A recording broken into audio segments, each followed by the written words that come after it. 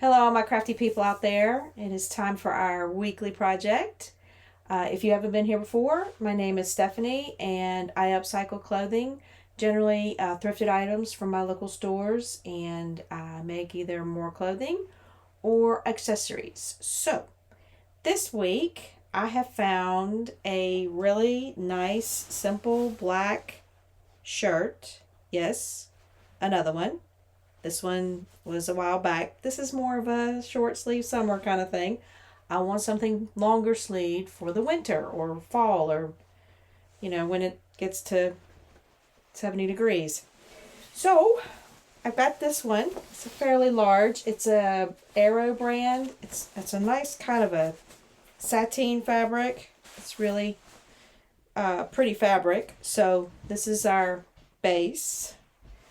I have some fabric. This is jersey fabric, so it's stretchy, and I have a ton of it because I'm sure I was going to do something with it, but yeah, I didn't. Not yet. Who knows? You never know. So I'm thinking we're going to use this in the process, and I found this McCall's. Now, I don't know if it's a terribly old McCall's. I think it's still in print. It is M5050, M5050, and it's just it's peasant style seaming, where the shoulders meet the body at that angle, and we've done one similar to that before, but I think I'm going to try and put a waistline in this one, sort of, or something where it kind of cinches underneath the bodice. We'll see. As long as it doesn't end up looking like a maternity outfit. So that's the plan. If you like this kind of content or you want to give it a try, follow along, like, subscribe, let me know what you think, and I will catch y'all at the table.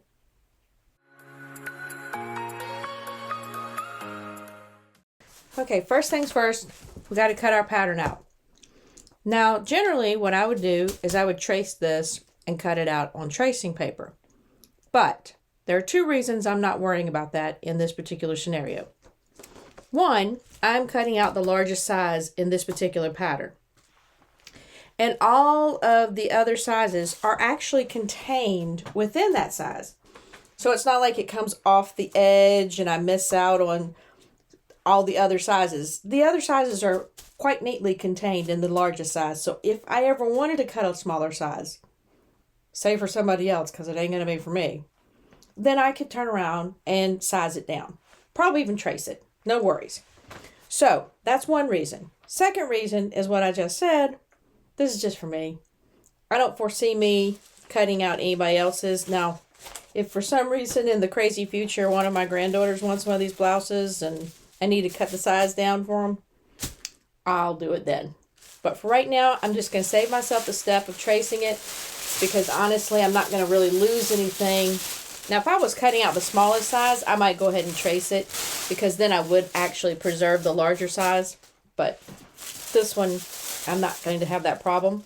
So I'm going to cut the pattern out. I only need like 3 pieces, the front, the back, and the sleeve. And I think we're going to make, let me think, I think I'm making C. And it's just got a simple ruffle at the bottom and a tie. So it's going to be pretty straightforward. Fingers crossed. All right, let me cut the pattern out. All right, I've got all the 3 pattern pieces cut out. It's just the front, the back, and the sleeve, which is great. I like simple. But I am, as we all know, a little altitude challenged. So I am folding up the line that they show you to shorten things with. And that's what I'm doing. I'm shortening it a little bit. Now, I don't think you're supposed to quite shorten it this much. In other words, I think you're supposed to fold up to this folded line. But I am folding up a little higher. And what I will do is I will make sure that the side seams are the same length for both sides. front and back. And that will make sure, let's see, I think that one's going to be too short. I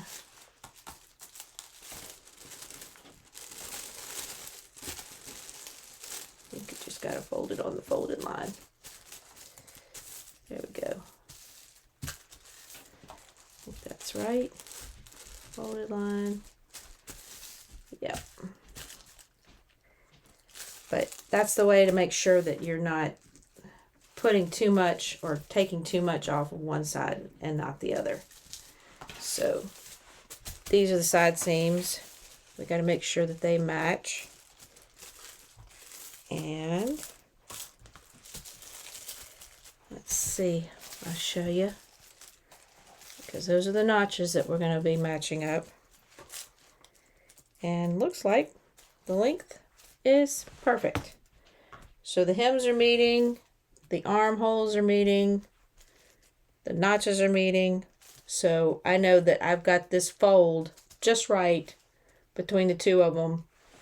So I won't be taking up too much on one side and not enough on the other. But I do need to take some up because, yeah, not tall. I took a little bit up on the sleeve. I figured worst comes to worst, I can take up more on the hem. If I hem them, I think I'm going to hem this jersey fabric. I actually thought about doing something with the serger where it makes it curl at the end. I don't know. We'll see. We'll see. But let's get these cut out of the shirt first. So what we need to do with our shirt is the usual. I'm not going to be using the sleeves on this shirt. I'm not going to be using the collar either. But I'm going to cut up the sides and cut the sleeves off. That way I'll have a nice flat piece of fabric that I can fold for the front and fold for the back in order to cut the pattern properly. So let's get to trimming this out.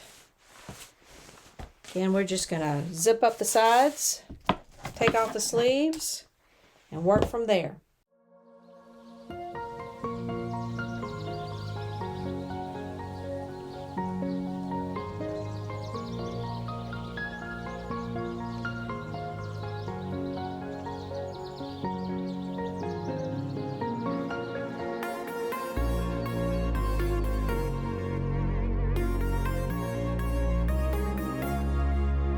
Okay, got it laying flat.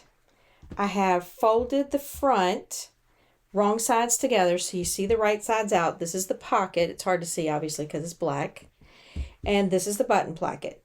Now, I am going to remove this pocket because I think it's going to fall too far into this shirt. And I'm not really sure if I want it in the design anyway. So this is the front. And we're treating the button placket as the fold, and we're going to have to maneuver it to where this armhole point, the point underneath the arm, goes in outside of these seams. We don't want to include these seams. We don't want to include, there's still a double seam, you know, the side seam over here, so we don't want to include it. So we're just going to have to adjust our our pattern a little bit down and a little bit towards the button placket, which isn't a problem because this was going to be large anyway, and it was definitely going to be long even with the shortening pleat. So I'm going to pin this down as soon as I take down the pocket or take off the pocket, and I'm going to show y'all something really great that my Aunt Debbie sent me from New Bern, North Carolina. She went to the market there, and she got this from JMR Jewelry, New Bern, North Carolina. It's upcycled vintage silverware creations. Isn't that gorgeous? It is my new seam ripper, and I'm telling you, it is sharp. But what they did is they put the seam ripper into an old piece of silverware or a piece of silverware that they've cut off. It is so pretty. I'm so excited to use it because I know this puppy is sharp. Anyway, I'm going to take the pocket off, then we'll lay down the pattern again, set it up, pin it, cut it out, and then we'll cut the back out, and we'll be ready to figure out the sleeves with the jersey fabric.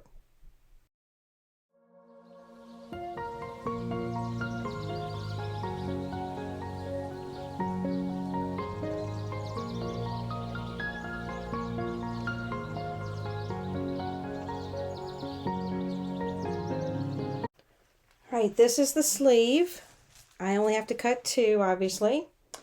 And it is just, it's a pretty big flouncy sleeve. That's why it's so wide at the bottom. This is my jersey fabric, so I've just laid it out as carefully as possible and make sure that I don't have any wrinkles. But as flouncy as this sleeve is, if you had a couple wrinkles, I don't know that it would matter. So I'm going to pin this down, cut this out, and then we're going to start piecing things together as soon as I figure out where, you see this line right here on the pattern? Well, you barely can see it probably because of the crazy pattern behind it. That's where I'm going to need to put our interfacing, our iron-on interfacing, to make sure that it doesn't stretch in that area. We're going to put a, what am I thinking? Some bias tape behind here to make a casing. We're going to string either some ribbon or some kind of fabric in there to make a tie. I thought about doing elastic, and it may still be an option. I'm not sure, but regardless, we'll have to put a casing on here. And to use that non-stretch or that interfacing for stretchy fabric that'll keep it from stretching will help us make that stable. So let me pin, cut, then we'll start talking about that stabilizer. All right, I've got the shirt sleeve cut out, and we've got a few things we need to concern ourselves with the sleeve before we start to attach it to the body. That would be stabilizing the shoulder, and we're going to use our world famous lovely iron-on interfacing that's made for stretchy stuff. We're going to iron on some interfacing right over the top edges of each of the shoulders. We're going to use some of this as well, and I didn't have enough to make the full length, so I cut several pieces. They're about 1 inch wide. We're going to use these to stabilize this portion of the arm. That is where we're going to put our casing for our elastic to make the end flouncy and ruffly. And then the only thing we have left to do after that is hem the end of the sleeve. And I think we should do all of this before we attach it to the body at these armhole sleeves. All right, I wanted to show y'all this line that we're going to use as the line for our elastic and our casing and everything is curved to match the hem. So it's not something I can just fold and draw a line. So what I thought I would do is kind of makeshift it. I'm going to fold it over here to the side, and I'm going to draw as much of this line as I can with it as straight in that spot. And then I'm going to go do the same thing over on this side. And I pinned it down I pinned it down back here just so it wouldn't move on me. So don't want it to move.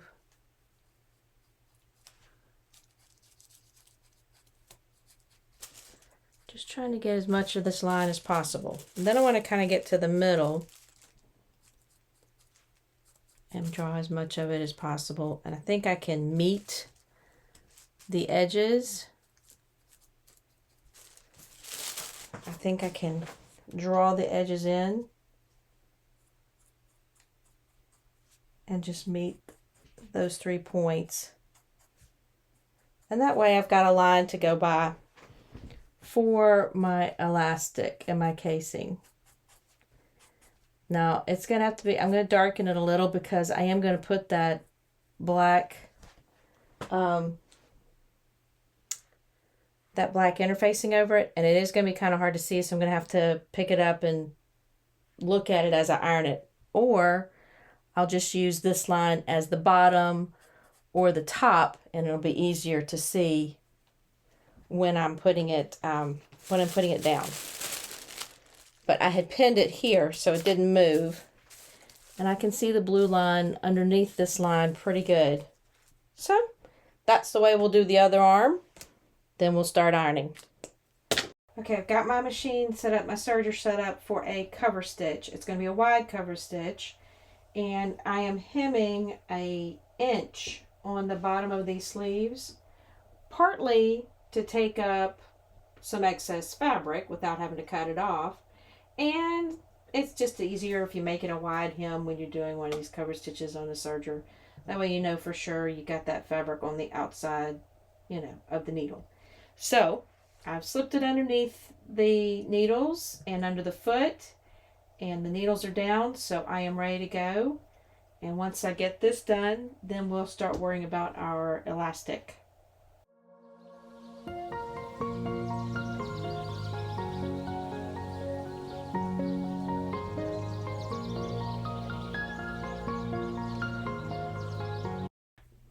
All right, now that we've got the hems in both of our sleeves, can you see that, my hem? So now that we've got that in, what we want to do is put our elastic casing over this iron-on interfacing. And that will give us the stability we need to put our casing on. And we're not going to put the elastic in until we are ready to sew up the seams from the hemline all the way to the hemline of the bottom of the shirt to the hemline of the sleeve. When we're ready to do that, then we'll put the elastic in. Otherwise, it just kind of get in the way. And so once we put the casing on, then we're going to go up there and start putting the two shoulders together with the front and the back and the armholes. And we'll go from there. Okay, I almost forgot about our little cinched in, it's not a waistline, but it cinches up the bodice and kind of brings in the bodice area. If you can see that, see that the way the little cinches in right there. I almost forgot about that. We were still going to try to experiment with that. I'm not sure if it's going to look maternity or not. If you did this pattern and you didn't like the way it looked, you can just not do that part. It'll still look cute as a peasant shirt. So what I've done is I've folded up, this is my pattern, and this is the fold line they want us to use, or the line, not the fold line, the line they want us to use for that casing to put either elastic or some kind of, something to cinch it up, like a string or ribbon or something. I'm going to use elastic. I don't like a bunch of, ribbons that fray or ties or whatever. So what I'm doing is I'm lining it up on the sides and up at the top to make sure that the top of my pattern is in matching form. I'm going to put a little pin in it right here, just for giggles. And then I'm going to take my ruler and I am going to just go right across this and make sure I catch all of that. And I'm going to use this part to line it up. Make sure there we go. And we're just going to take a good old white marker that's going to show up really well on this, obviously. I'm just going to go across. Whoop! Didn't need to pull that up. And then we'll do it on the back. And we'll also check and make sure that they line up, because they will have to line up all the way around the blouse. So that's our line. Let's see. 4. Just want to make sure this was the right, that I didn't slant. All right, I got the casing sewn on to both the front and the back, right there where we marked. And I left about, a little more than 3/4 of an inch away from the edge open, so that when we can serge down the side and still have this open to make it a continual casing for the elastic. Now, that just gives us the freedom to adjust it to the, the strength we want to go in that area. So the next thing we need to do, I'm going to do one more thing to these sleeves, and then I'm going to add them to the body. I'm going to go over and put in my 1/4" elastic in that casing that we put that's going to go like right around here on your arm. And I measured it, and it's probably bad to say, but there's 11 inches there. Maybe I'm just really muscular. So I'm going to cut myself about 11.5 inches of elastic, put it in here. Yeah, I think let's just measure it for good measure. Let's see. That's about what I want it to feel like. I don't want it to be tight, but I want to be able to push it up higher on my arm if I need to. So let's just check again. Yep, 11 inches. So I'm going to use about 11.5 inches. That'll give me enough seam allowance on the sides. And I'm going to go ahead and put this through, and I'm going to sew it down at each end so it doesn't move in here, and I'll just catch the edge of it when I serge down the sleeve. So let me go do that, and then I'm going to show y'all what we're going to do, because I'll probably meet y'all at the serger for this part. We're going to go ahead and put the arms on the body. So we're going to turn this front facing us. So this is the front side, our button placket. And we're going to match up our notches. Although it's probably a different shape from front to back. I just went ahead and cut the notches just to make sure. Now that's my little single notch right there. You can barely see it. But right sides together. We're going to sew our sleeves on at the shoulder, both front and then both back. And then this part and all around the collar, we will use single fold bias tape again to make a casing for our elastic. And that way we won't have to worry about turning and all that, because when you turn, even with a good curve, or more so with a good curve, you get buckling real easy, and the single fold bias tape used as a casing to fold that in makes it so much smoother, because again, it's on the bias, so it stretches. So once again, putting elastic in the arms, then I'm going to come back and I'll see y'all at the serger. I'm going to sew these shoulder seams to the front and to the back. And then we're going to worry about casing up the neck. And we should just about be there. Okay, I got the arms sewn on to the body. And now we're going to use our single fold bias tape to make a casing to go all the way around the neck. And what we'll do, and I've had several videos on this, so it'll be okay if you don't completely get this one. I probably explained it differently in another one. But anyway, single fold bias tape has this fold from one side and fold from the other side. Okay? It folds in towards itself. Now, all we need to do is open up one of those folds like this one, and we're going to put it on the neck collar, front side, right sides together. And we're going to sew down that fold. It's really hard to see with the black. But once we sew down that fold, we will be able to turn in our bias tape and make our casing, and also give us a nice clean edge. And because this is bias tape, it will run with the curves of your neck really well, because it stretches just enough to do that. So we're going to run this all the way around the entire collar. And again, this will be creating a clean edge as well as a casing for our 1/4" elastic. So let me get to sewing that on. And then once we've got that on, we will worry about our waist. I worry about mine all the time. And finishing up. I didn't put the elastic in the sleeves because I was just going to wait till I was finished or ready to serge down the seam. So let's get this on.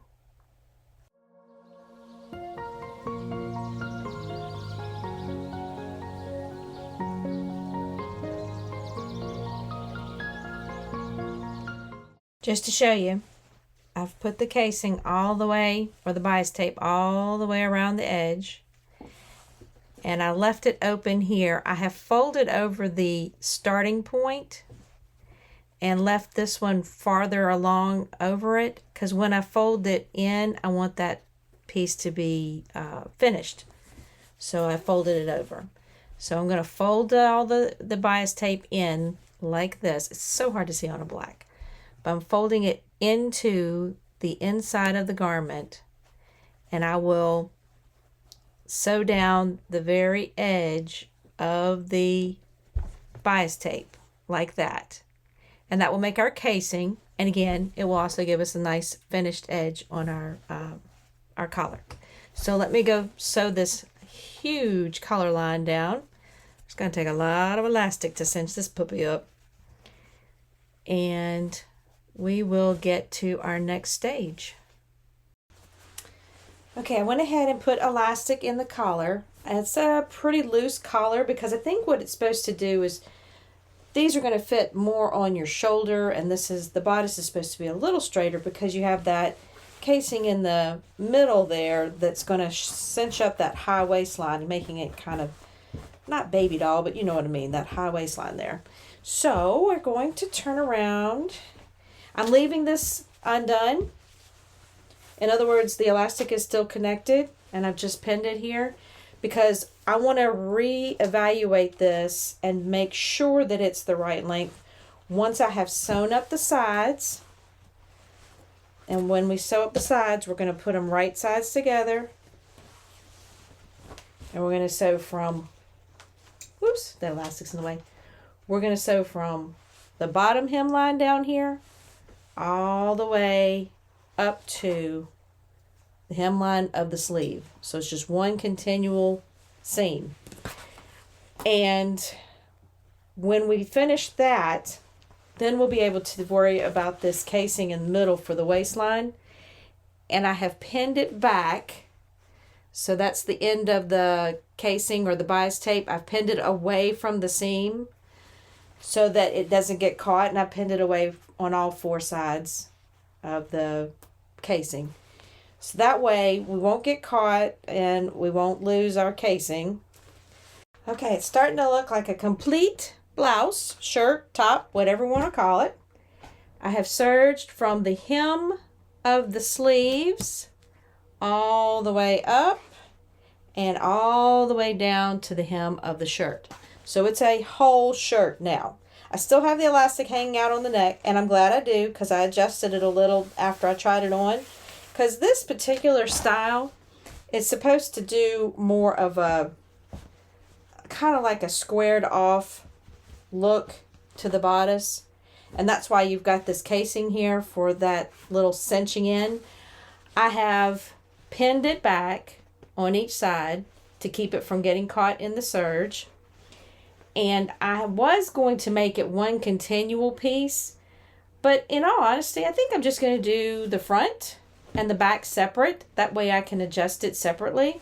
Might want a little more in the back, a little less in the front. Who knows? I think it'll give me more control. So I'm going to unpin the ends that I kept from getting caught in the serger. And I'm going to run elastic in both of these. You know, one in the front and one in the back. And I'm going to test it out and try it on. Kind of gauge how much elastic I want to use on both sides. Stitch it down. And then you're going to get a chance to see what it all looks like. Okay, all my crafty friends. I am pretty excited. I think this turned out great. Now, fair warning. If you have concerns about this area, which I do, you might want to forego the little elastic underneath the bust line. Because I think it makes me look a little bigger. But altogether, though, I'm pretty excited by the way it turned out. I just maybe wouldn't have added that feature. I'm not sure. It looks cute to me. I like the length. I love the sleeves. They'll pull up however I want to wear them. So just a fair warning about the waistline. It may bring on other things. But hopefully you enjoyed the process and we learned the lesson together. So if you like this kind of content, or if you enjoyed it, like, subscribe, let me know what you think, and I will catch y'all on the flip side of our next project.